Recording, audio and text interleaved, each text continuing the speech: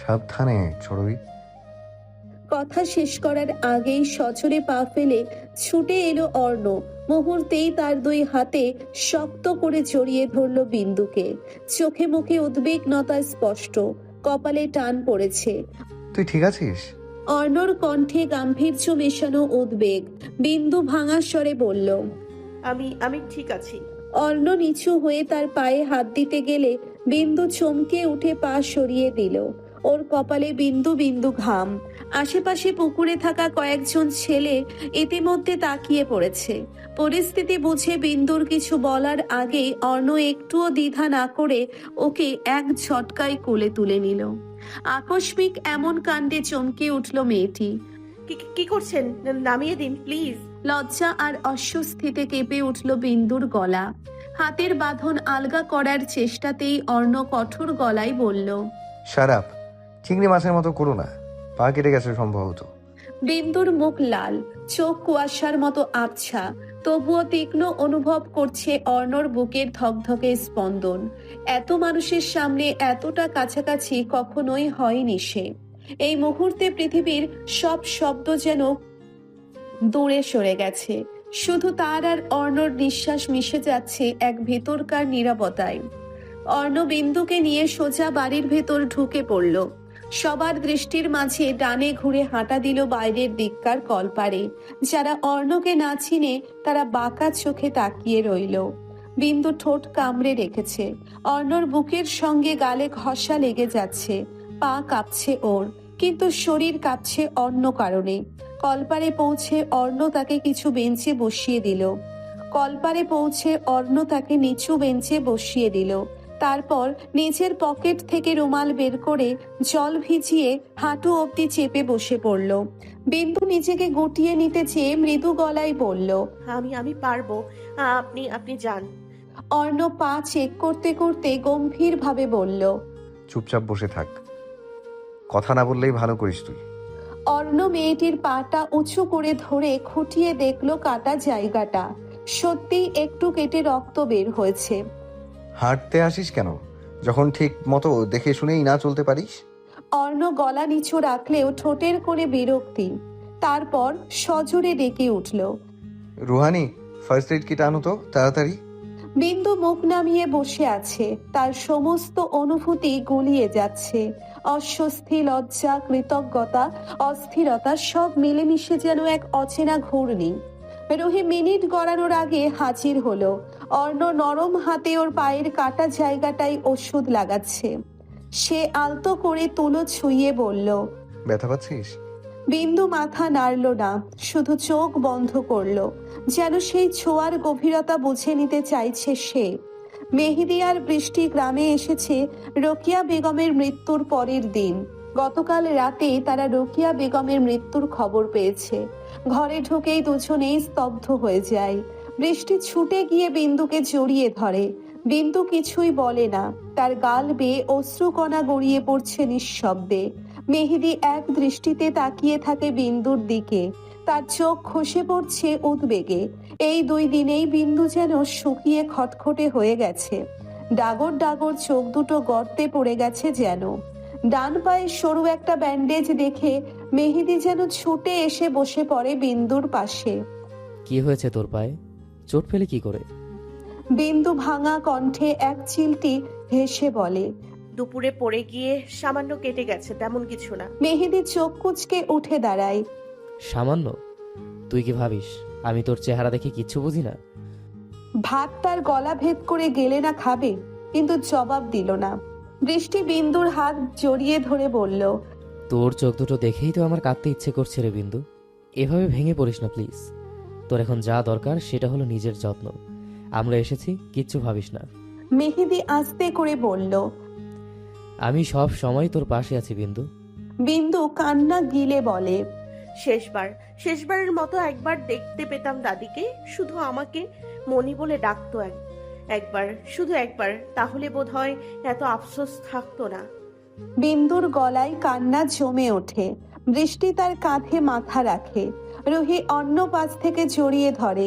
মেহেদি নিঃশব্দে দাঁড়িয়ে থাকে। তার স্ত্রীর দৃষ্টি বিন্দুর ফ্যাকাশে মুখে। কালকে থেকে অতিরিক্ত কান্নার ফলে কণ্ঠস্বর বসে গেছে। বিন্দুকে কাঁদতে দেখে মেহেদীর বুকটায় যেন চিনচিনে ব্যথা অনুভব করে। চারজন বসে থাকে ঘরের এক কোণে। শোক, বন্ধুত্ব আর নিঃশব্দ আশ্রয়ে গড়ে ওঠে এক গভীর মুহূর্ত। বাইরে হালকা বাতাস বয়ে যায়। মিলাদের আগে বাড়ির উঠানে এমন চাপা গুঞ্জন শোনা যাচ্ছে। ভেতরে বসে চুপচাপ নিচের দিকে তাকিয়ে আছে বিন্দু।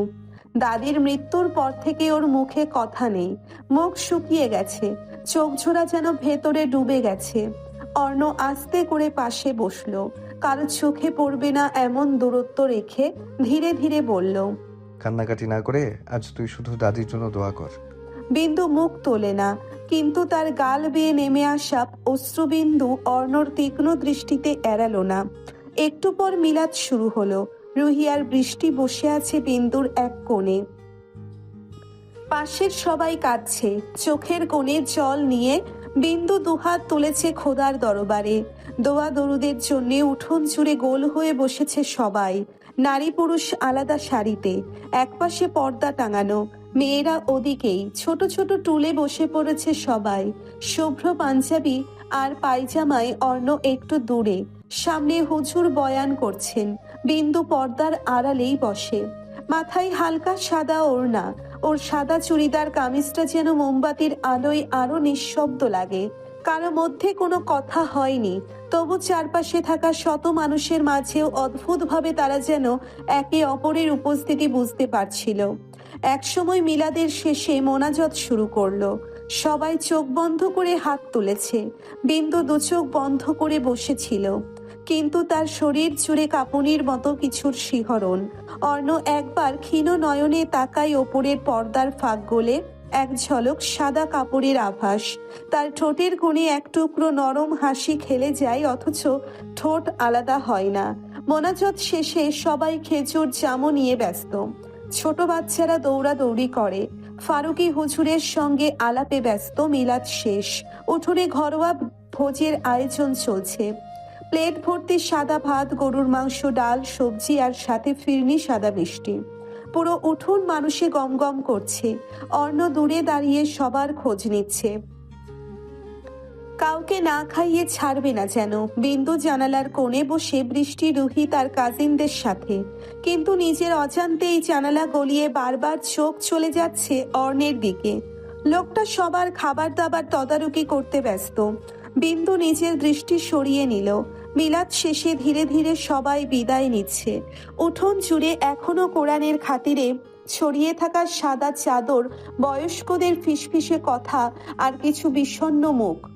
রুহি চুপচাপ পর্দার পাশে বসে আছে। সামনে হুজুরের কণ্ঠ ভেসে আসছে, কিন্তু তার মনে পড়ে আছে পেছনের এক ফাঁকা বেঞ্চে, যেখানে বসে আছে সাদি। ওর সাথে আজকাল কি হচ্ছে নিজেই বুঝতে পারছে না মেয়েটি।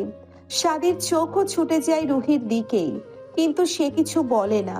পাশ দিয়ে যখন রুহি হেঁটে যায় তখন সাদি মাথা নিচু করে থাকে, কিন্তু ঠোঁটের কোণে এক টুকরো কষ্ট জমে থাকে। রুহির চোখে অভিমান, কিন্তু ঠোঁটে নীরবতা। ভেতরে তখন বিন্দু নিঃশব্দে জানালার পাশে বসে আছে। সাদা কামিজে মাথার উপর হালকা একটা ওড়না। অর্ণ গম্ভীর ধীর পায়ে এসে বসে পড়ে ওর পাশে, একদম চুপচাপ। সবাই চলে গেছে প্রায়, এখন খেতে আয় তুই। পায়ের ব্যথা আছে, একা হেঁটে আসতে পারবি? বিন্দু মাথা নিচু করেই বলে। আমার খাবারটা কি ঘরে দেয়া যায়? অর্ণ তাকায়, দৃষ্টি শান্ত অথচ তীক্ষ্ণ। গম্ভীর কণ্ঠটা হালকা নরম করে ফেলে। না খাওয়ার মতো বাড়ছিস? নাওয়া খাওয়া বন্ধ, চোখের নিচে কালি। তুই এই দাদিকে ভালোবাসিস বুঝি? নিজেকে এভাবে শেষ করে দিলে উনি খুশি হবেন? বিন্দু এবার ধীরে মুখ তুলে বলে, দাদি আমাকে একা করে কেন গেল বলুন তো? সে ছাড়া কেউ নেই যে আমার। অর্ণ এবার মুখ ফিরিয়ে বিন্দুর চোখে চোখ রাখে, শীতল গলায় বলে, আমি আছি। আমার পর তোর জন্য পৃথিবীর আর কাউকে প্রয়োজন পড়বে না। অর্ণর শীতল স্বরের ভাঁজে কি ছিল অজানা মেয়েটির। বিন্দুর চোখ দুটো কাঁপে, সে আবার নিচু করে ফেলে মাথা। অর্ণ নিচের পকেট হাতড়ে একটা ছোট্ট কাপড়ের মোড়ানো কিছু বের করে গম্ভীর গলায় শুধালো, দাদির তসবিটা খুঁজে পেয়েছিলাম, এটা তুই রাখ। খাবার পাঠিয়ে দিচ্ছি, খেয়ে নে। বিন্দু নিঃশব্দে হাত বাড়িয়ে তসবিটা নেয়, চোখ তুলে তাকায় না। মুখে কোনো উত্তর নেই, যেন ইচ্ছে করেই অর্ণর সাথে কোনো কথা বাড়াতে চায় না। অর্ণ কিছুক্ষণ স্থির দাঁড়িয়ে থাকে। তার কণ্ঠে ছিল এক ধরনের নরম গাম্ভীর্য, যেখানে যত্ন আর অদৃশ্য কোনো দৃঢ় অধিকার মিশে থাকে। তারপর শান্ত অথচ ভারী পায়ে ধীরে ধীরে চলে যায়। মিনিট পাঁচেকের মধ্যেই হাজেরা বেগম খাবার নিয়ে এলো বিন্দুর ঘরে। পেছন পেছন এলো রুহি, বৃষ্টি আর মণিমুক্তা। ওদের পাঁচজনকে ঘরেই খাবার দিল। ঘর ভর্তি মানুষের ভিড় এখন একটু একটু করে পাতলা হচ্ছে। মিলাদ শেষে অনেকেই দোয়া করে বিদায় নিয়েছে, কিন্তু একটা বিষাদময় স্তব্ধতা যেন এখনো বাতাসে ঝুলে আছে। প্রকৃতির চিরন্তন নিয়মে দিন গড়িয়ে আসে রাত। সূর্য অস্তমিত হতেই চারপাশে নেমে আসে এক অদ্ভুত নিস্তব্ধতা, যা শহরে থাকলে টের পাওয়া যায় না। বাইরে রুহি বসে আছে কাঠের একটা বেঞ্চে। সামনের দিগন্ত জুড়ে গাঢ় নীলাভ অন্ধকারের প্রলেপ। মাঝে মাঝে মৃদু হাওয়া তার চুলে খেলছে। পাতায় পাতায় এক অচেনা শব্দ তোলে। গ্রামের রাত যেন এক রূপকথার শান্ত কাহিনী। পাহাড় জঙ্গলের কোলে শুয়ে থাকা চুপচাপ ধরনী, চাঁদের আলোয় ধোয়া খোলা মাঠ। দূরে কে যেন হেঁকে উঠল, কোনো রাখালের কণ্ঠ অথবা একাকী পথিকের সুমধুর স্মৃতি। রাতের পাখিদের ক্ষীণ ডাক, ঝিঝি পোকার এক টানা শব্দ আর হাওয়ার ঝিরঝিরে পরশ যেন ঘুমপাড়ানি গান হয়ে ছুঁয়ে যায় আত্মা। আর শহরের রাত একদম ভিন্ন এক চরিত্র। আলোয় আলোকিত রাস্তাঘাট, বিরামহীন গাড়ির হর্ন, বিলবোর্ডে ঝলমলে বিজ্ঞাপন, সবকিছুতেই কোলাহল, সবকিছুতেই ক্লান্তি। এখানে রাত নামে ঠিকই, কিন্তু বিশ্রাম নামে না। ছাদের চিলেকোঠা থেকেও আকাশ দেখা যায় না স্পষ্ট করে। এক ফালি চাঁদ ঢেকে থাকে কংক্রিটের দেওয়ালের আড়ালে। হাওয়া যেন এখানে ক্লান্ত, ইচ্ছে মতো খেলা করে না, বরং যান্ত্রিক। রুহি আজ এই নিস্তব্ধ গ্রামের রাতেই ডুবে আছে। শহরের বাসিন্দা হলেও এই বৈরী হাওয়া, এই ঝিরঝিরে নিঃশব্দতা তার ভেতর অদ্ভুত এক শান্তি নামিয়ে আনছে। যেন প্রকৃতির সঙ্গে একাত্ম হওয়ার ক্ষণ, যেখানে প্রতিটি নিঃশ্বাসে জেগে ওঠে জীবনের গভীরতম উপলব্ধি। রুহি নিঃশব্দে বসে আছে কাঠের বেঞ্চে। গা ছমছমে একটা হাওয়া বইছে। চারপাশে ঝাপসা অন্ধকার। দূরের তালগাছগুলো শুধু ছায়ার মতো দুলছে। সে চুপচাপ আকাশের দিকে তাকিয়ে ভাবে, গ্রামের রাত কি নিঃশব্দ, কি শান্ত। চাঁদের আলো যেন মাটিতে ঝরে পড়া দুধের রেখা। শহরে তো এমন চাঁদ কখনো দেখা যায় না। ওখানে রাত মানেই শব্দ, আলো, ক্লান্তি। এখানে রাত মানেই প্রকৃতি ঘুমিয়ে পড়েছে, আর আমি তার বুকের উপর বসে নিঃশ্বাস নিচ্ছি। একটা ঝিঝি পোকা কানে গান ধরেছে। হাওয়াটা তার চুলে আলতো খেলা করে। হঠাৎ কারো বাড়ির রান্নাঘর থেকে ঘুটে পোড়া গন্ধ আসে। রুহির হৃদয় যেন বলে, এটুকু নীরবতাই তো খুঁজছিলাম আমি। শহরের ব্যস্ততায় রাতও যেন কখনো ঘুমায় না। নীরবতা সেখানে শব্দের মতো কেটে ফেলে বুক। আর এখানে এই গ্রামের রাতে নীরবতা একটা কোমল কম্বল হয়ে জড়িয়ে ধরে। আকাশটা কত কাছাকাছি লাগে, তারাগুলো যেন আমার চোখের মধ্যেই জ্বলছে।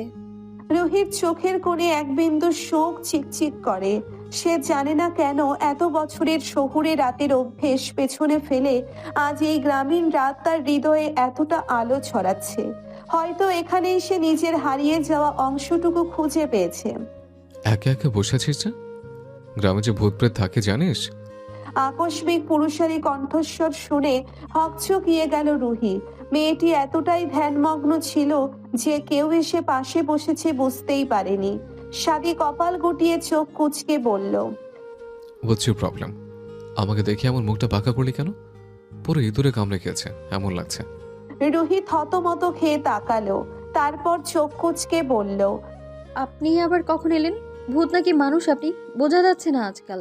সাদি ভ্রু নাচিয়ে হেসে বলল, তোর ধ্যান জব দেখে আমি ভাবলাম তুই বোধহয় গ্রামে এসে শান্তি হয়ে গেছিস।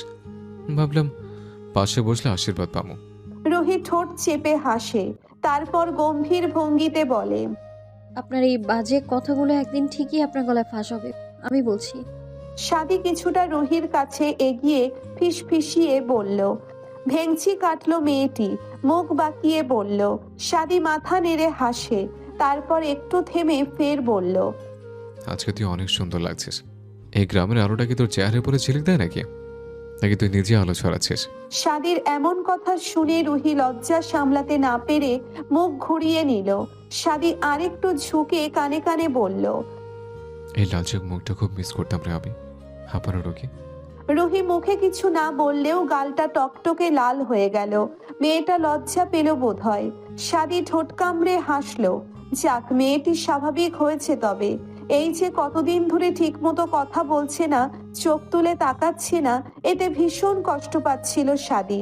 একটু দূরে সরে শাদি বলে উঠল, আচ্ছা বলতো, এই চাঁদের আলোতে তুই বেশি সুন্দর লাগিস, নাকি যখন রাগ করে গাল ফুলিয়ে রাখিস তখন?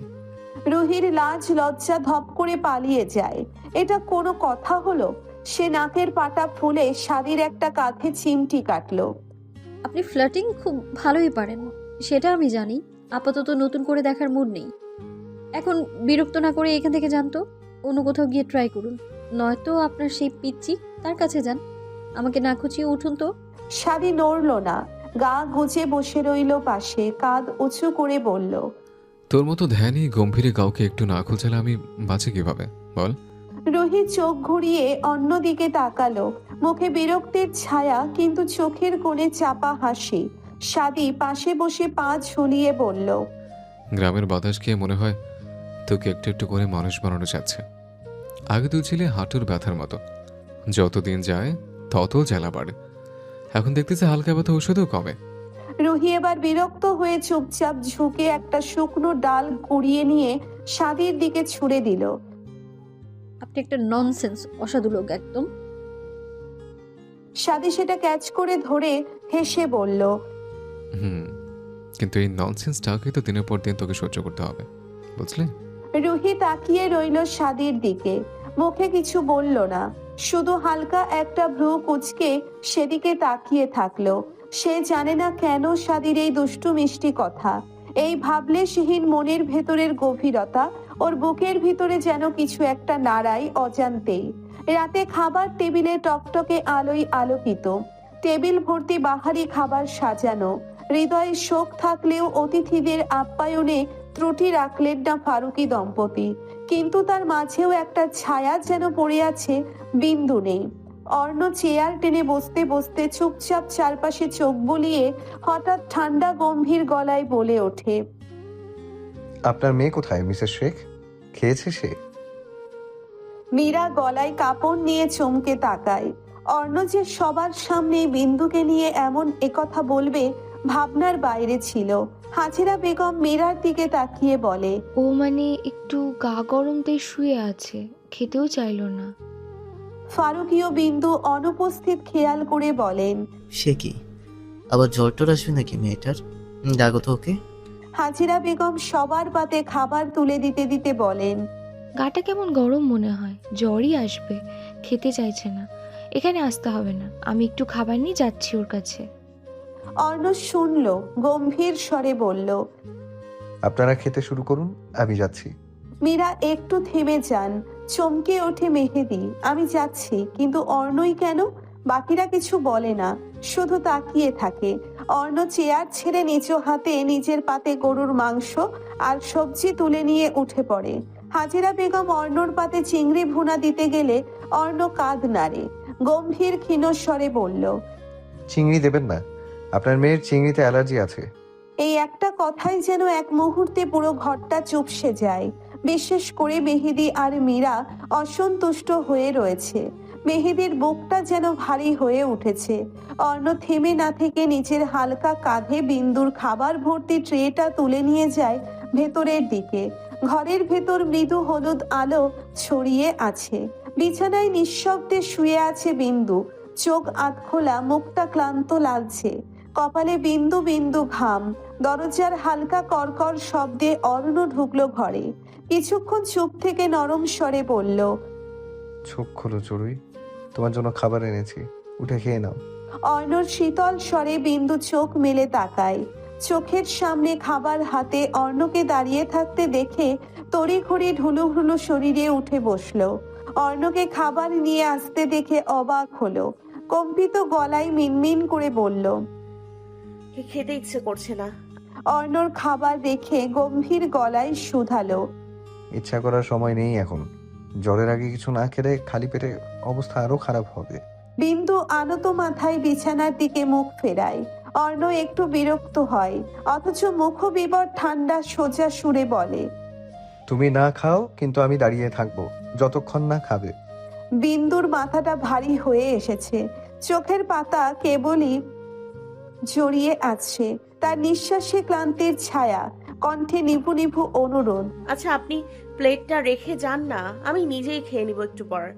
শব্দগুলো যেন হাওয়ায় মিলিয়ে যায়। অর্ণ চুপচাপ তাকিয়ে থাকে বিন্দুর মুখের দিকে, নিস্তেজ চোখ, ফ্যাকাশে ঠোঁট, কপালে বিন্দু বিন্দু ঘাম। বিন্দু চোখ বন্ধ করে আবারও শুয়ে পড়তে যাচ্ছিল, কিন্তু তার আগেই অর্ণ নিঃশব্দের সামনে এগিয়ে এলো, চামচে ভাতের সঙ্গে নরম মাংস আর ভাজি তুলে তার মুখের সামনে আনলো। অপ্রত্যাশিত এমন আচরণে বিন্দু চোখ খুলে চমকে তাকালো, যেন সে এতটা আশা করেনি। অর্ণ চোখে চোখ রেখে ঠান্ডা গলায় বলল, চোখ বড় বড় করে গরুর মতো তাকিয়ে আছিস কেন? হা কর। আমি যখন খাওয়াতে এসেছি তখন খেতেই হবে। চোখে মুখে দৃঢ়তা, অথচ কণ্ঠে লুকোনো এক প্রকার কোমলতা ছিল। বিন্দুর বুকের মধ্যে কেমন যেন ধক করে উঠল। আমতা আমতা করে নরম গলায় মিনমিন করে বিন্দু, আমি নিজে খেতে পারবো। অর্ণ চাহনি তীক্ষ্ণ কঠিন গলায় বলে। হা কর। বিন্দু অর্ণর ধমকে চুপসে গেল, কিছু না বলে মুখ খুলে নেয়। এক চামচ দু চামচ অর্ণ ধীরে ধীরে খাইয়ে দিতে লাগলো। হাজেরা বেগম দরজার কাছে এসে অপ্রস্তুত হলেন। মেয়েকে জামাই বাইরে খাচ্ছে, এসেই ভদ্রমহিলা লজ্জায় পড়ে গেল। হাজেরা বেগম গলা খাকর বললেন, আসবো বাবা? আকস্মিক চাচির কণ্ঠ শুনেই বিন্দু বিষম খায়, খুব খুব করে কেসে ওঠে, লজ্জায় পড়ে পুকড়ে যায় বেচারি। অর্ণর ভয়ে জড়সড় হয়ে বসে থাকে। অর্ণব হৃদয় কঞ্চিত করে তাকিয়ে পানির গ্লাস বিন্দুর হাতে ধরিয়ে দিতে দিতেই বলল, আসুন। হাজেরা বেগম ঘরে ঢুকে বললেন, তুমি তো খেলে না বাবা, তোমার খাবারটা নিয়ে এসেছি, তুমিও একসাথে খেয়ে নিও। অর্ণ চোখ তুলে তাকায় না, বিন্দুর মুখে ভাত তুলে দিতে দিতে শুধু বলে, ধন্যবাদ আন্টি, ওটা শেষ হলে খাবো, আপনি যান। হাজেরা বেগম কিছু না বলে চলে যান।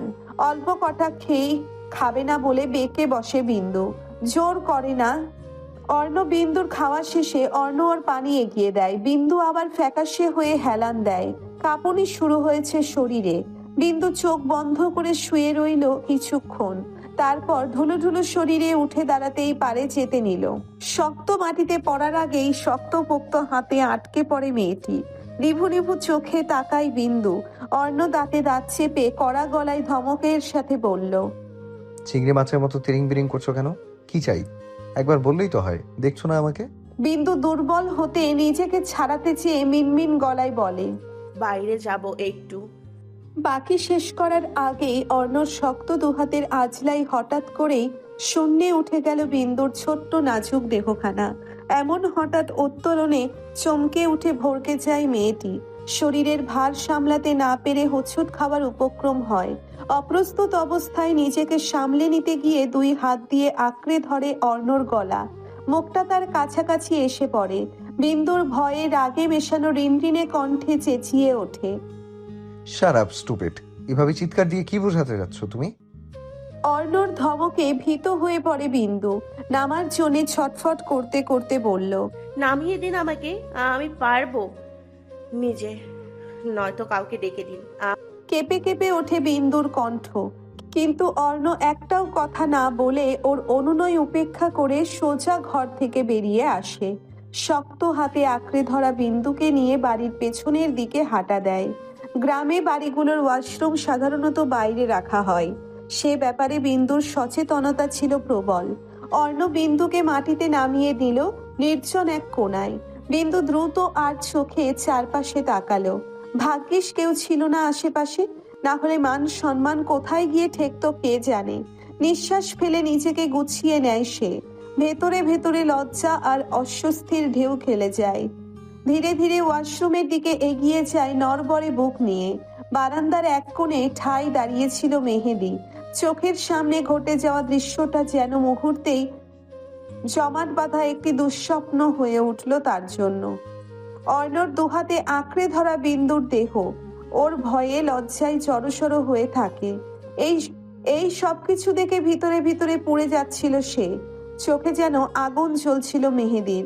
ঠোঁট কামড়ে ক্ষীণ গলায় বলল, এত মানুষ থাকতে অর্ণই কেন? কেন তাকে কেউ কিছু বলছে না কেন? বিন্দুর ওপর জোর করার অধিকার তো তার নেই।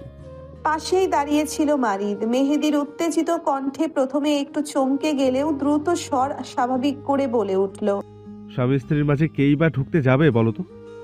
স্বামী স্ত্রী। মারিদের কথাটা শুনে মেহেদীর পায়ের নিচের মাটি সরে গেল যেন।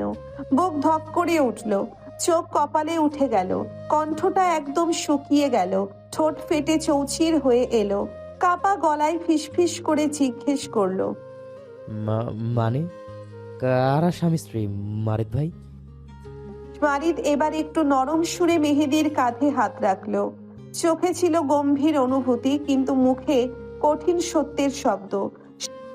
আমি বুঝতে পারি তুমি বিন্দুকে ভালোবাসো, হয়তো শুধু পছন্দ না, ভীষণ ভালোবাসো।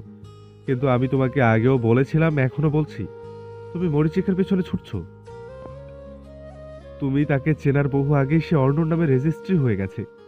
ওরা স্বামী স্ত্রী মেহেদী। এখনো সময় আছে, নিজের মায়া থেকে বেরিয়ে এসো।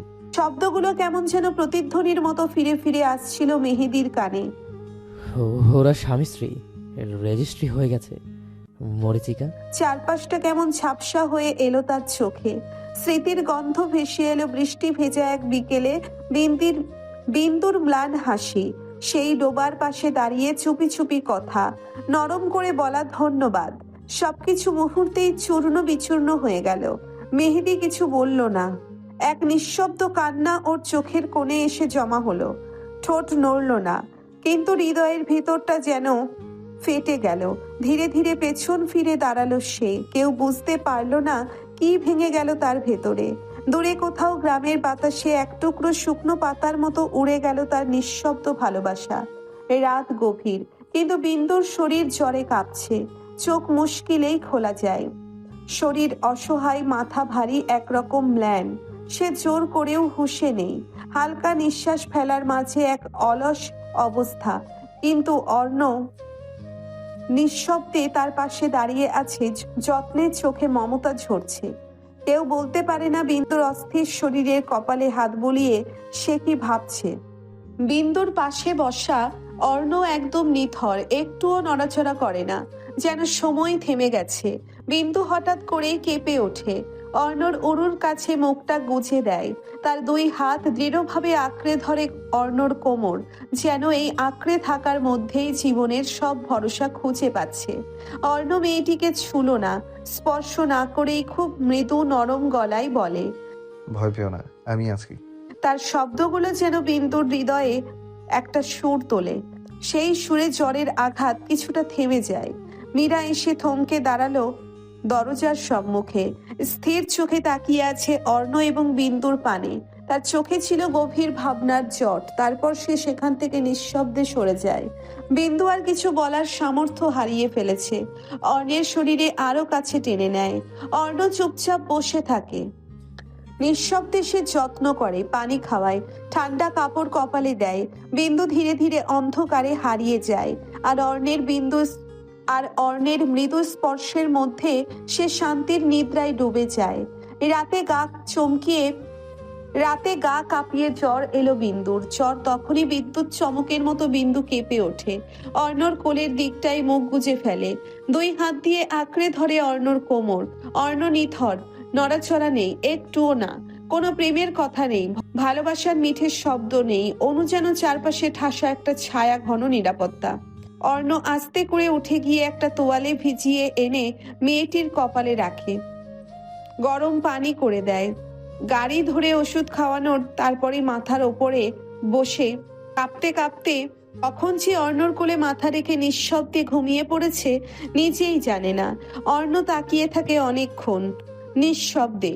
তার মুখে কোনো হাসি নেই, কোনো স্পর্শের উষ্ণতা নেই, শুধু একটুখানি দীর্ঘশ্বাস বুকের ভিতর গর্জে তুই ওঠে। আমার মতো মানুষের এরপর জন্য না, নিচু স্বরে জানি। ফিসফিস করে তুই বলে, এতটা নিঃস্বার্থ, নির্দোষ, আর আমি তবু তোকেই বারবার আঁকড়ে ধরতে ইচ্ছে করে।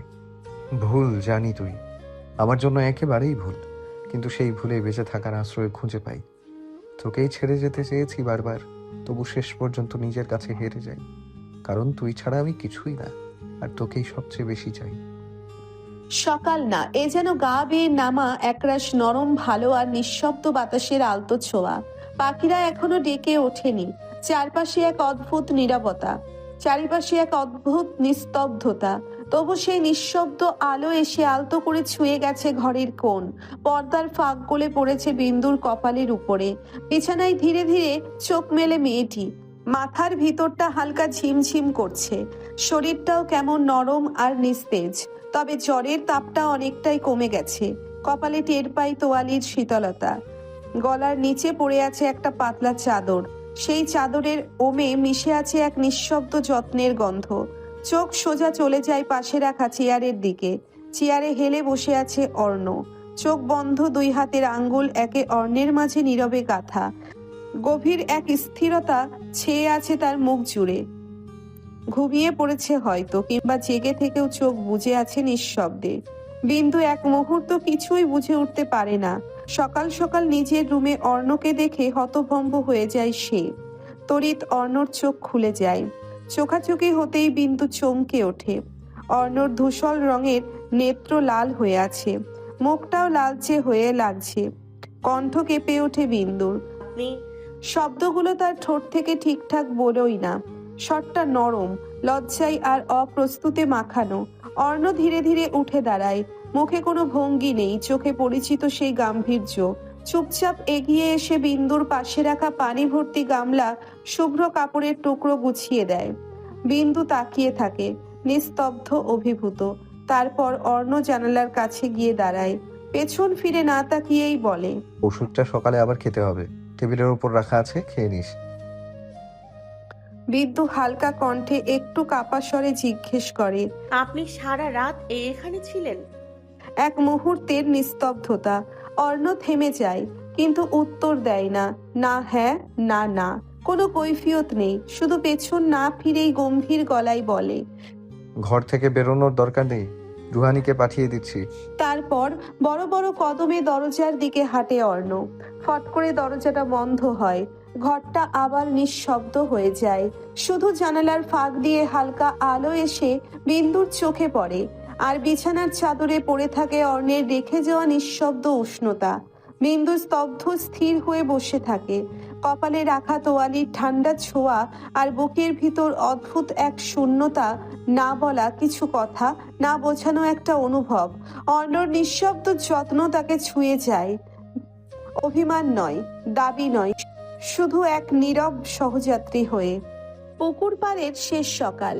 আকাশটা আজ একটু বেশিই নীল, যেন শোকের কালো মেঘ কেটে গিয়ে একটা বিষণ্ণ প্রশান্তি নেমে এসেছে প্রকৃতিতে।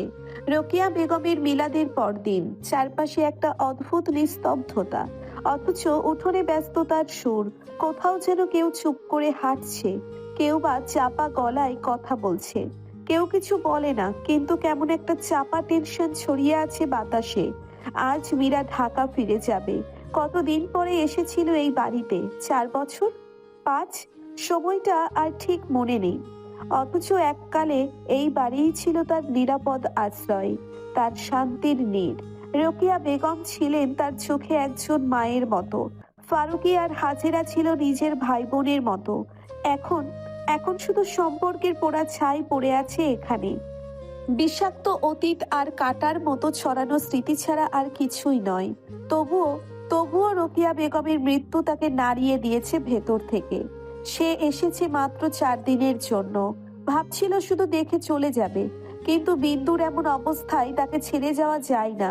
কিছু না বলেও অনেক কিছু মুছে ফেলা যায়, বিশেষ করে যখন পেছনে কানে আসে ফিসফাস, চাপা হাসি, কটাক্ষের শব্দ।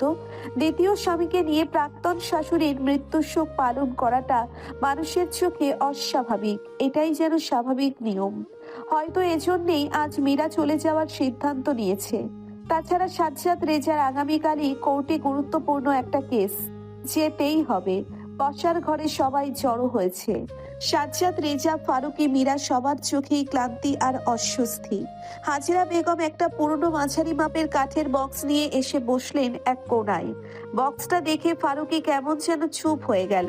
ভেতরে যে কি আছে তা তারা সবাই জানে, না জানার ভান করে বসে আছে। ঠিক তখনই দরজার ধারে দাঁড়িয়ে থাকা বিন্দু ধীরে ধীরে এগিয়ে আসে। চলার ভঙ্গিমায় ক্লান্তি, চোখে মুখে জ্বরের ছাপ, হালকা পাতা রঙের সালোয়ার কামিজে নিঃশব্দ এক মেয়ের ছায়া হয়ে দাঁড়ালো সে। চুলটা খোলা, চোখে ক্লান্ত ভেজা আলো। কিছুক্ষণ কারো দিকে না তাকিয়ে দাঁড়িয়ে থাকলো। অর্ণর শীতল তীক্ষ্ণ দৃষ্টি বিন্দুর পানেই। বিন্দুর চোখের নিচে হালকা কালি, তবু চোখ দুটো যেন হাজার প্রশ্ন নিয়ে ভিজে আছে।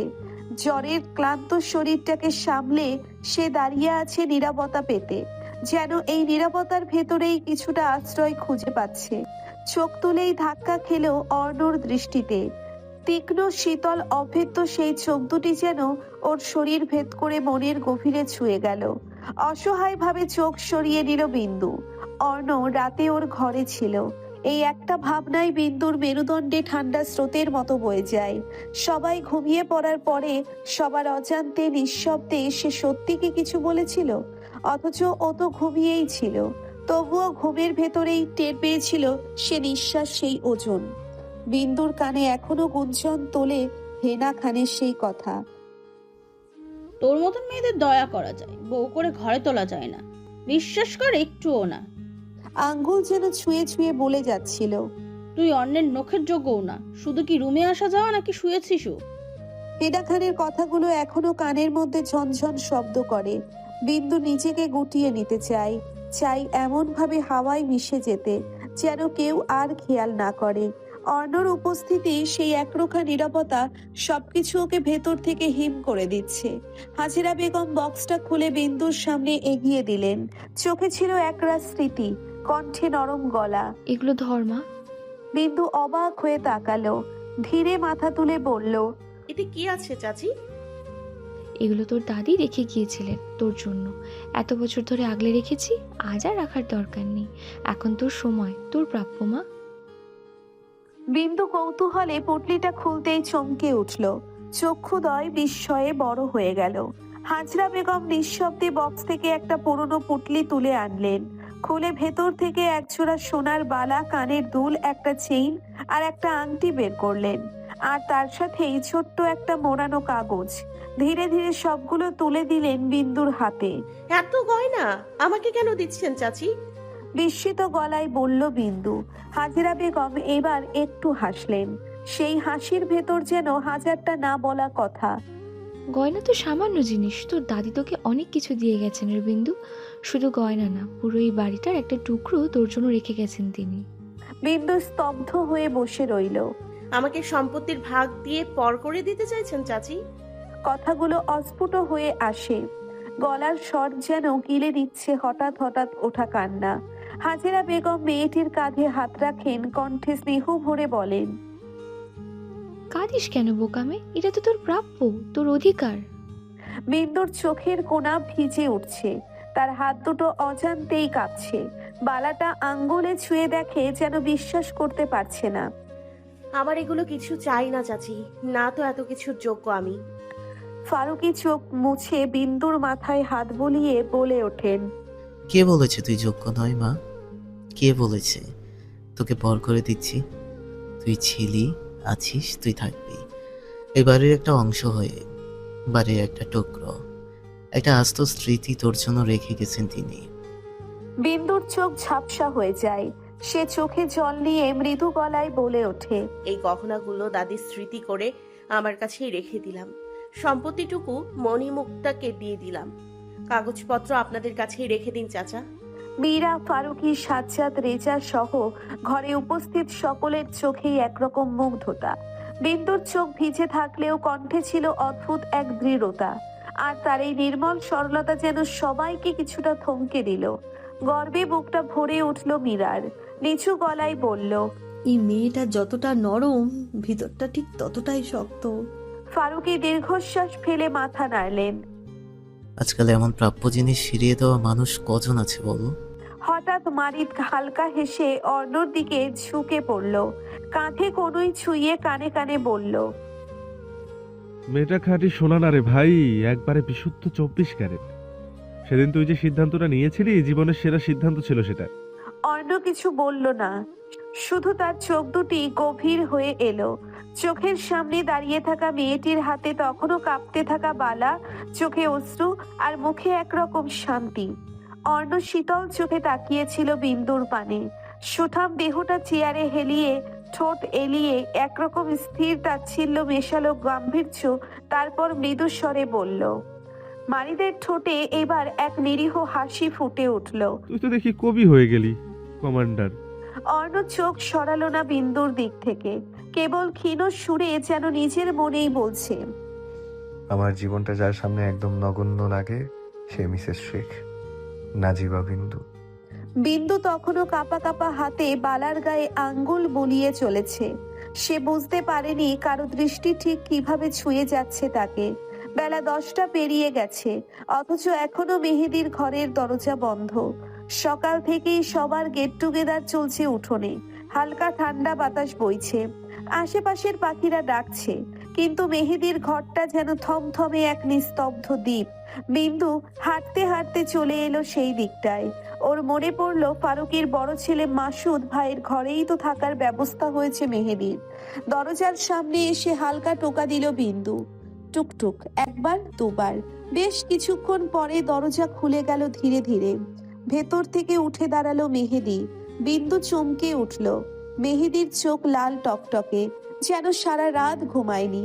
চোখের তলায় কালচে ছায়া, চুল এলোমেলো, ঠোঁট শক্ত করে চেপে ধরা, কোনো কথা নেই মুখে। ওর ভঙ্গিটা এমন যেন কারোর সাথে চোখে চোখ পড়লেই ধসে পড়বে। মেহেদির এমন বিধ্বস্ত মুখশ্রী দেখে বিন্দু কাপা কণ্ঠে বলল, কি হয়েছে তোর? এমন দেখাচ্ছে কেন? মাথা ব্যথা করছে নাকি? চাচি বলল তুই নাকি রাতেও কিছু খাসনি। মেহেদি কোনো উত্তর দিল না, শুধু চুপচাপ তাকিয়ে রইল ওর দিকে। চোখে একরাশ যন্ত্রণা, অথচ মুখটা পাথরের মতো নির্লিপ্ত। বিন্দু একটু বিব্রত হয়ে বলল। মেহেদি ধীরে ধীরে মুখ ফিরিয়ে নিল, কণ্ঠ শুকনো তবু নরম। না, কিছু না, শরীরটা একটু খারাপ লাগছে। বিন্দু এবার একটু এগিয়ে এসে বলল, বেশি খারাপ লাগছে? আমি একটু চা করে দিই। এক মুহূর্ত মেহেদির চোখ আবার উঠে এলো বিন্দুর মুখের দিকে। সেই মুখ যেটা সে একদিন স্বপ্নে সাজিয়ে রেখেছিল, এখন সেই মুখেই অন্য কারো ছায়া। সে ফিসফিস করে বলল, তোমার মতো গাড়ি হাতে চা খাওয়ার ভাগ্য আমার ছিল না বিন্দু। বিন্দু কেমন ঘুরে পড়ে গেল। কি বললি বুঝলাম না। মেহেদি আবার মুখ ফিরিয়ে নিল, মোটা গলায় বলল, কিছু না, তুই যা, আমি একটু বিশ্রাম নিই। বিন্দু কিছু বুঝলো না, কিন্তু ওর বুকের ভেতর কেমন যেন একটা অজানা অস্বস্তি ছড়িয়ে পড়ল। কিছু একটা যেন ঠিক নেই। সে মাথা নিচু করে ধীরে ধীরে পেছন ফিরে হাঁটতে লাগলো। পেছনে দরজাটা ধীরে ধীরে বন্ধ হয়ে গেল, আর ভেতরে বসে থাকা মেহেদি চোখ বন্ধ করে চুপচাপ দীর্ঘশ্বাস ফেলল। বুকের ভেতর কেবল একটাই নাম ঘুরছিল, বিন্দু। মীরা বসে আছেন বসার ঘরের সোফায়, কোলে রাখা একটা কালো চামড়ার ব্যাগ, চেহারায় নির্লিপ্ত ভাব, তবে চোখের নিচে ক্লান্তির রেখা স্পষ্ট। পাশে সাজ্জাদ রেজা এক হাতে ফোনে স্ক্রল করছেন, অন্য হাতে ধরা কফির কাপ। ঘরের মধ্যে এক ধরনের অনুচ্চারিত চাপা আবহ। হঠাৎই মীরা নরম গলায় বললেন, বিন্দুকন্যা, রেডি হও, আমরা এখনই রওনা হব। গাড়িটা বের করে দিন। ছোট ভাই। এই হঠাৎ উচ্চারণে চমকে উঠল বিন্দু। রেডি হও? এখনই রওনা? মন যেন কেমন করে উঠল তার। চোখে মুখে ফ্যাকাশে ভাব ফুটে উঠল। পাশে বসে থাকা ফারুকি খানিকক্ষণ স্থির চোখে তাকিয়ে রইলেন ওর মুখের দিকে, তারপর নরম স্বরে বললেন, আমি আসলে ভাবছিলাম ও থাকুক কদিন, আমি না হয় নিজেই দিয়ে আসবো পরে। মীরার চোখ কিঞ্চিত সরু হলো, দৃষ্টি থেমে রইল ফারুকের চোখে। কিছু বলার আগ মুহূর্ত খানেক যেন নিজের মধ্যে হিসাব কষেছিলেন, তারপর দৃঢ় কণ্ঠে বললেন, না না ছোট ভাই, ওকে রেখে আমি যাব না। আপনি ভালো করেই জানেন আমি ওকে এই অবস্থায় একা রেখে যেতে পারবোই না। ফারুকি আবারও শক্ত গলায় বললেন, জানি, তবে আপনি না থাকলেও আমরা তো আছি। ঠিক তখনই দরজার পাশে চুপচাপ দাঁড়িয়ে থাকা বিন্দু ধীরে ধীরে এগিয়ে আসে, চোখে একরাশ অস্থিরতা। সবার সামনে এসে দাঁড়ায় সে।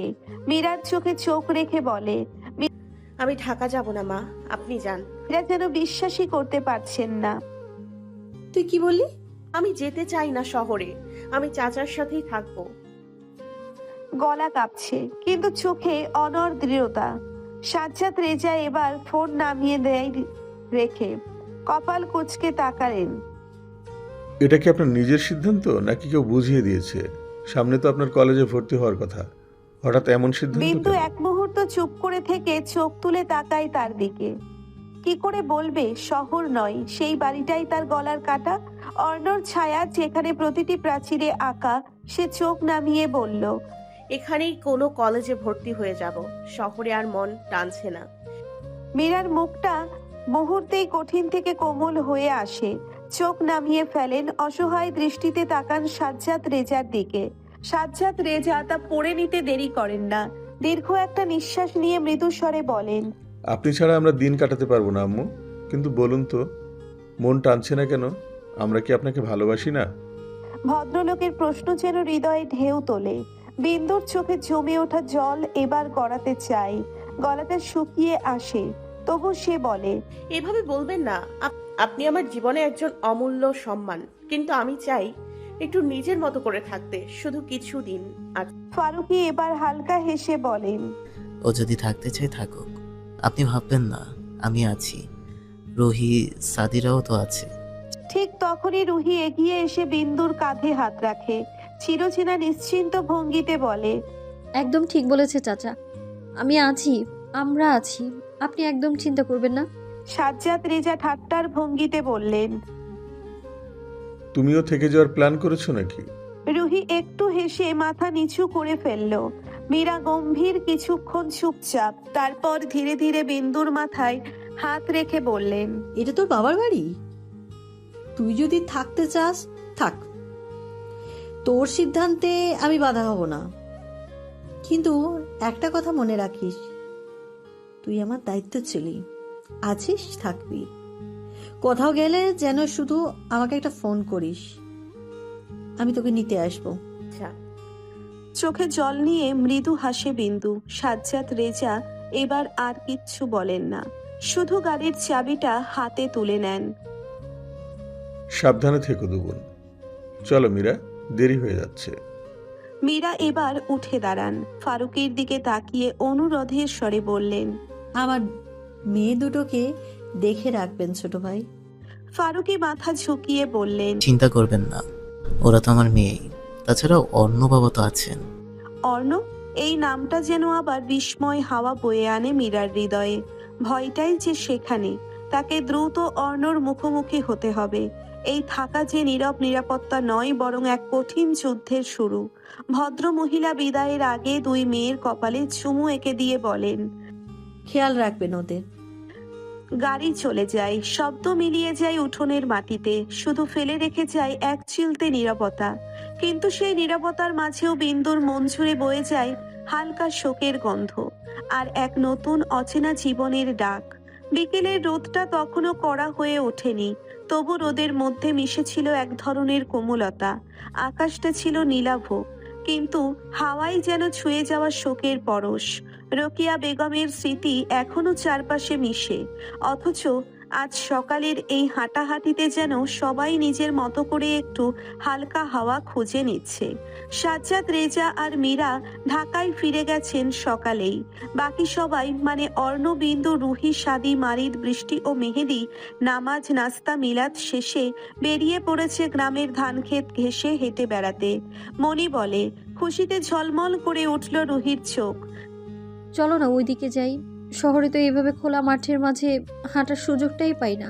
সাদি দুহাত পকেটে রেখে বলল, আস্তে লাফা, হাঁপানো টকি। তারপর আবার রুহির দিকে তাকিয়ে বলল, হিল পরে কাদা রোডে হাঁটতে পারবে তো ম্যাডাম? রুহি এক চোখ বন্ধ করে হেসে মুখটাকে দেখিয়ে বলল, পারবো না বলেই তো পাশের জনকে নিয়ে হাঁটছি, সাপোর্ট দরকার। তার চোখে মুখে এমন এক শ্লেষ মিশ্র মিষ্টতা যা শুধু সাদির কাছেই পৌঁছয়। মেহেদি সবার পেছনে হাঁটছিল, কারোর সঙ্গে বেশি কথা বলছে না, তবে তার চোখ বরাবরই ছুঁয়ে যাচ্ছে বিন্দুর দিকে। বিন্দু আজ হালকা হলুদ সালোয়ার কামিজ পরেছে, লম্বা চুলের বেনিটা ওড়না গলিয়ে বেরিয়ে আছে, আর এক হাত ওড়নায় গাঁথা। অর্ণের কাছাকাছি হাঁটলেও কথা বলছে না, চোখ নিচু, মুখে এক ধরনের অস্পষ্ট অস্বস্তি। মারিদ ফিসফিস করে মেহেদিকে বলল। তোর চাহনি দেখে শেয়াল কাঁঠালের গাছে তাকালে যেভাবে কাঁঠাল পড়ে যায়। মেহেদি অপ্রস্তুত হয়ে হালকা কেশে উঠে বলল। মারিদ ভাই, দয়া করে আপনার মুখটা বন্ধ থাকলে ভালো হয়। চলো একটা গ্রুপ ছবি তুলে ফেলি। গ্রামে এসেছি, আর ছবি না তুলে কিসের ভ্রমণ? রুহির কথার সবাই লাইনে দাঁড়িয়ে গেল। অর্ণ একটু পাশে, বৃষ্টি ডাক দিল। আপনি আসছেন না ভাইয়া? অর্ণ মাথা নাড়িয়ে গম্ভীর শীতল গলায় বলল। আমি থাকি, ক্যামেরায় না থাকলেও মনে থাকবো। বিন্দু একবারের জন্যেও অর্ণের দিকে তাকালো না। হঠাৎ পাশ থেকে মণি বলল, দুলাভাই। চোখ বড় বড় করে ফেলল বিন্দু। অর্ণ বিবাহিত। মণি দুলাভাই কেন ডাকলো? কিসের ভিত্তিতে? মণির এই কথার পর অর্ণ চুপচাপ তাকিয়ে রইল ওর দিকে। এক চিলতে বাতাস এসে চুল উড়িয়ে নিয়ে গেল বিন্দুর গালে। অর্ণর চোখ সেখানে আটকে রইল। অর্ণ চুপচাপ থেকে দূরত্ব রেখে বিন্দুর পাশে গিয়ে দাঁড়ালো। গম্ভীর মুখটায় কোনো এক্সপ্রেশন নেই। বিন্দু। হঠাৎ পরিচিত কণ্ঠস্বর শুনে থমকে গেল বিন্দু। শিমুল আপা। বিন্দু ছুটে গিয়ে চাপটে ধরল শিমুল আপাকে। কত শত স্মৃতি বিরচিত দুজনের। শিমুল বিন্দুর মাথায় স্নেহের হাত রেখে বলল, কত মাস পর তোকে দেখলাম, কেমন আছিস তুই? আমি ভালোই আছি আপা, আপনি কেমন আছেন? মোটামুটি ভালো। শহরে গিয়েছিলাম ডাক্তার দেখাইতে, তার জন্যই তো তোর দাদির মৃত্যুতে আসতে পারলাম না। ভীষণ কষ্ট পাচ্ছিলাম দাদির জন্য। বিন্দুর মুখটা মলিন হয়ে যায়। দাদির কথা মনে পড়লে সবকিছুই ফিকে হয়ে যায়। শিমুল ফের বলল, শহরে নতুন জীবন কেমন লাগছে রে বিন্দু? ওখানে সবাই তোকে ভালো পায় তো? শিমুল জানে বিন্দু শহরে শ্বশুর বাড়িতে থাকে। বিন্দু সবটা না বুঝেই বলল,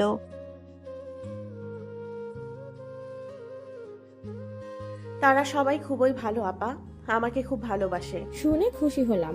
পরীক্ষা দিয়েছিনি? হ্যাঁ। ভালোই করছিস। আমি তো মনে করেছি আর পড়ালেখাই করতে পারবি না। সেদিন যে পরিস্থিতি হলো। যাই হোক, আমার জন্য দোয়া করিস। তোর বোনের কোল আলো করে নতুন অতিথি আসছে। বিন্দু খুশি হয়ে বলল, তাই নাকি? আলহামদুলিল্লাহ। দোয়া করি আপা, আল্লাহ আপনাদের সুস্থ রাখুক। তোর হাজবেন্ড কিন্তু অনেক হ্যান্ডসাম বিন্দু, খুব ভালোবাসে তোকে, তাই না? বাবা, সেদিন যা করলো তোর জন্য। হাজবেন্ড? বিন্দু আকাশ থেকে পড়ল, অবাক হয়ে বলল, আমার হাজবেন্ড কোথায় পেলেন আপা? শিমুল দূরে অর্ণকে দেখিয়ে বলল, ওই যে, মানতেই হবে, এলাকার সেরা বর পেয়েছিস তুই। বিন্দু শিমুলের দৃষ্টি অনুসরণ করে তাকিয়ে দেখল অর্ণ, মারিদ, সাদি, অভি একসাথে দাঁড়িয়ে কথা বলছে। কপাল কুঁচকে এলো বিন্দুর। শিমুল আপা কার কথা বলছেন? নিশ্চয়ই তিনি কোথাও ভুল করছেন। বিন্দু কিছু বলার আগেই কেউ শিমুলকে ডেকে উঠল। শিমুল তড়িঘড়ি করে বিদায় নিয়ে বলল, এই যা, তোর দুলাভাইকে দাঁড় করিয়ে তোর দুলাভাইকে দাঁড় করিয়ে রেখে তোর সাথে গল্প জুড়ে দিয়েছি। আজকে আসি রে বিন্দু, আবার দেখা হবে ইনশাআল্লাহ। বিন্দু কিছু বলতে গিয়েও থেমে গেল। একটা নিঃসীম সুখের মুহূর্ত, যেখানে হাসি আছে, ব্যথাও আছে, আর সবচেয়ে বেশি আছে না বলা কথার গন্ধ। একটা গল্প প্রতিদিন একটু একটু করে এগিয়ে যাচ্ছে নিষিদ্ধ পথে, কিন্তু অনস্বীকার্য প্রণয়ে। দিনটা কখন যেন শেষ হয়ে এলো। আলোটা ধীরে ধীরে গুটিয়ে নিচ্ছে নিজেকে, ঠিক যেমন কারো কারো অনুভব। আস্তে আস্তে গুমড়ে ওঠে ভেতরে, বিনা শব্দে একটা পাখি ডেকে ওঠে। ঝাঁকে ঝাঁকে পাখি উড়ে চলে দূর আকাশে। এই আকাশও তো প্রতিদিন বদলে যায়। সূর্য নামে, তারপর অন্য আলো চলে। আলো আর অন্ধকারের মাঝখানে দাঁড়িয়ে সবকিছু স্পষ্ট, অথচ কিছুই ধরা যায় না। দিন চলে যায়, কিন্তু কিছু অনুভব রয়ে যায় অপরিবর্তনীয়। আকাশে জ্বলে ওঠে একটা তারা, চারপাশে নামে নীলচে আধার। রাত নামে নিঃশব্দে ধীরে। রোকিয়া বেগম নেই। এই অভ্যস্ততাহীন শূন্যতাও যেন এক সময়কার ব্যথা থেকে ধীরে ধীরে এক ধরনের মেনে নেওয়ার স্তর পেরিয়ে যাচ্ছে। উঠোনে বিকেলের আলো পড়ে থাকে ঠিক আগের মতো, শুধু সেই চেয়ারে আর কেউ বসে না। মীরা ফিরে গেছে গতকাল, বাকিরাও যে যার কাজকর্মে ব্যস্ত হয়ে উঠেছে। চেনা চেনা গল্পে অচেনা এক শূন্যতায় শুধু বিন্দু সেই আগের মতো চঞ্চল নেই, নিজেকে গুটিয়ে নিচ্ছে ধীরে ধীরে। ওর চুপচাপ হয়ে যাওয়া, হঠাৎ হঠাৎ আকাশের দিকে তাকিয়ে থাকা, আর নিজের মনে নিজের সাথেই কথা বলা সবাই টের পায়, তবুও নিজেকে আড়াল করে রাখে। উদাস দুপুর, সূর্যের আলো ফিকে হয়ে এসেছে, বাতাসে অলসতা, ছায়ার ফাঁকে হারিয়ে যায় একটা শব্দ, নীরবতা। সাজেদা বেগম হঠাৎ করে অসুস্থ হয়ে পড়েছেন। খবর পেয়েই মারিদ, সাদি, অভি আর রুহি তড়িঘড়ি ঢাকার পথ ধরেছে। উঠোনের এক কোণে দাঁড়িয়ে ওদের ব্যস্ত গুছিয়ে নেওয়া দেখছিল বিন্দু। বুকের ভিতরটা যেন কেমন করে উঠছিল বারবার। সাজেদা বেগম যে মানুষটা তাকে আপন ভেবেছে, নিঃস্বার্থ স্নেহে জড়িয়ে রেখেছে মায়ের মতো, তিনি আজ অসুস্থ, অথচ সে পাশে থাকতে পারছে না। ভেতরে কেমন একটা অস্থিরতা, ছুটে গিয়ে জড়িয়ে ধরতে ইচ্ছে করছে তার, মনটা ছটফট করছে, কিন্তু মুখে একটুও প্রকাশ নেই। চোখে মুখে অদ্ভুত একটা কঠোরতা, যেন নিজেকেই বোঝাচ্ছে, না আমি যাব না। সে নিজের সিদ্ধান্তে অটল। এই মেয়েটি জানে সেই শহরটা তার হৃদয়ে লাঞ্ছনায় টুকরো টুকরো করে দিয়েছিল। বিষাক্ত সেই শহরের দিকে আর ফিরেও তাকাতে চায় না সে। অর্ণ, যার ছায়াও আর সহ্য হয় না তার। সে জানে ঢাকায় গিয়ে আবার অর্ণকে দেখতে হবে, সেই পুরনো ব্যথা আবার নতুন করে ছুঁয়ে যাবে তাকে। তাই মনটা ছটফট করলেও, বুকের গভীরে কষ্টের ঢেউ উঠলেও মুখে এক রাশ নিশ্চুপ দৃঢ়তা। সে ফিরে যাবে না, কিছুতেই না। রেডি না হয়ে এখানে দাঁড়িয়ে আছিস কেন? আচমকা হাড় কাঁপানো পুরুষালী গম্ভীর কণ্ঠস্বর শুনে চমকে উঠে পিছু ফিরল বিন্দু। সামনে সুঠাম দেহি অর্ণ দুহাত পকেটে গুজে এক অদ্ভুত নির্লিপ্ত ভঙ্গিতে তার পিঠ ছুঁই ছুঁই করে দাঁড়িয়ে রয়েছে। চোখে সেই পরিচিত তীক্ষ্ণ দৃষ্টি যেন এক ঝলকে তার চৌচির হয়ে যাওয়া অন্তরটা পড়ে ফেলছে। বিন্দু কুণ্ঠিত ভঙ্গিতে আনত মাথা নামিয়ে দু পা পিছিয়ে গেল। আবারও কানে এলো অর্ণর কাঁপানো স্বর। তোকে কি আলাদা করে ইনভাইট করতে হবে রেডি হওয়ার জন্য? বিন্দু হকচকিয়ে তাকিয়ে মৃদু গলায় বলে, জি, ও কোথায় যাব? অর্ণর কণ্ঠে বিরক্তির চেয়েও বেশি কিছু, যেন দুঃসহ প্রত্যাশা জমাট বেঁধে আছে। এতদিন কোথায় ছিলি? দাঁতে দাঁত চেপে বলল সে। বিন্দু ছোট গলায় কাপা কাপা স্বরে বলল, আমি যাব না, কালকেই তো বলে দিয়েছি। অর্ণর ভ্রু কুঁচকে উঠল, ঠান্ডা গলায় শুধালো। কে দিল সেই পারমিশন? বিন্দু বড্ড বিরক্ত হলো, একটু সাহস নিয়েই জবাব দিল, মা মা চাচা চাচি সবাই দিয়েছে। অর্ণ মুখভঙ্গি নিস্পৃহ, তবুও চোখ দুটো শান্ত নয়। সেই চোখেই তাকিয়ে গলা নামিয়েই গম্ভীর গলায় বলল, রেডি হ কুইক। বিন্দুর বুকের ভিতর ধুকপুক করছে, তার চোখে বিস্ময়, মনে একরাশ প্রশ্ন। লোকটা এমন জোর করে আদেশ করছে কেন? কি চাই তার কাছে? তার অভিভাবকের চেয়েও বেশি অধিকার যেন তার কণ্ঠে। মেয়েটি একটু তেরামি নিয়েই দাঁড়িয়ে বলল, যাব না আমি। অর্ণর ঠোঁটের কোণে সামান্য চাপা রাগ ফুটে উঠল। চোখ বন্ধ করে শান্ত কণ্ঠে বলল, অবাধ্য হবি না চড়ুই, 5 মিনিটের মধ্যে রেডি হবি, না হলে এই অবস্থাতেই যেতে হবে, মাইন্ড ইট। বিন্দু হতবাক, তার চোখ ছলছল করে উঠল। এমন সময় মণি এসে দরজার পাশ থেকে ডাকলো। অর্ণ একবার চোখ রাখলো বিন্দুর চোখে, নির্মম শীতলতা যেন গলে পড়ে তপ্ত হয়ে গেল। তারপর গম্ভীর পদক্ষেপে ঘরে ঢুকে গেল। ফারুকি বসে আছেন, পাশে হাজেরা বেগম। অর্ণ ঘরে ঢুকতেই ফারুকি বলেন, তোমার সঙ্গে আমার একটু কথা ছিল বাবা। অর্ণ শান্তভাবে চেয়ার টেনে বসে বলল, শিওর, বলুন আঙ্কেল। ভদ্রলোক ধীরে একটা চকচকে বক্স বের করে অর্ণর দিকে বাড়িয়ে দিলেন, কণ্ঠে আবেগ মাখানো গলা। নতুন জামাই প্রথমবার শ্বশুর বাড়ি এসেছে, এটা খুবই সামান্য জানি। এই মুহূর্তে আমার সামর্থ্যের মধ্যে এটুকুই দিতে পারছি। তুমি যদি গ্রহণ করো আমি খুব খুশি হব বাবা। অর্ণ চোখ নামিয়ে এক ঝলকে তাকালো বক্সের ভিতরে। ভারী সোনার আংটি চকচক করছে, তার চোখে কোনো তীব্র প্রতিক্রিয়া নেই, মুখ কাঠিন্যে আবৃত। তবে গলার স্বরটা ঠান্ডা হয়ে উঠল, নির্মম নয়, কিন্তু একরকম দৃঢ় ও পরিণত। অর্ণ শান্ত অথচ কাটছাড় শব্দে বলল, আপনাদের কারো কাছ থেকে কিছু চাওয়ার অভ্যেস আমার নেই, আর কারো সিদ্ধান্তে নিজের সম্মান বাধা রাখতে শিখিনি। আপনি আমাকে না জানিয়ে এটা কেন কিনলেন? ফারুকি একটুখানি থেমে ধীর অথচ কণ্ঠে আবেগ রেখে বললেন, কি বলছো বাবা? তুমি যে অনেক কিছু পাও না, যা আমি হয়তো দিতে পারবো না। তোমার শ্বশুর বেঁচে থাকলে সে দায়িত্ব তার ছিল, আর সেই দায়িত্ব আমার। আমাকে সেই সুযোগটা দাও। অর্ণ চোখ নামিয়ে মাথা নোয়ালো, কিন্তু এবার তার কণ্ঠে যেন এক অদ্ভুত ভার ছিল, মিশ্র অনুভূতির।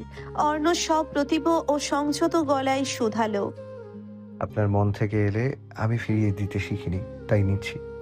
তবে স্মরণ রাখবেন, ভালোবাসার দায়িত্ব কখনো দামি বস্তুর আশ্রয় চায় না।